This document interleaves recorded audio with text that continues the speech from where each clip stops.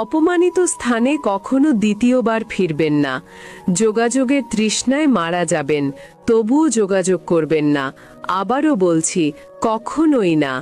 নিজের মনকে ততটাই পাথর করতে চাই যতটা পাথর হলে মনের দুর্বলতা সৃষ্টিকর্তা ছাড়া আর কারো কাছে প্রকাশ পাবে না।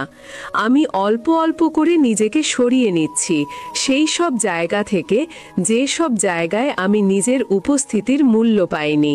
আমি গুরুত্বের লোভী। গুরুত্ব না পেলে আমি অস্থিরতায় পড়ে যাই, আর তখন দ্রুত সেই সব জায়গা থেকে সরে যাওয়ার মাধ্যমে শান্তি অনুভব করি। বন্ধুত্ব, আত্মীয়তা কিংবা পছন্দের মানুষজন সব কিছু আমি হেসে হেসে ত্যাগ করতে পারি, যদি না সেখানে গুরুত্ব না পায়। নিজের প্রতি এতটুকু ভালোবাসা থাকাটা অবশ্য দোষের কিছু না। রবি ঠাকুর একটা কথা বলেছিলেন, পৃথিবীতে কাহারও অভাবে অধিক দিন কোনো কিছুই শূন্য থাকে না। সত্যিই তো, আজ অবধি দেখি নাই কেউ জীবন থেকে হারিয়ে গেলে কারো জীবন তার জন্য মনস্থর হয়ে গেছে।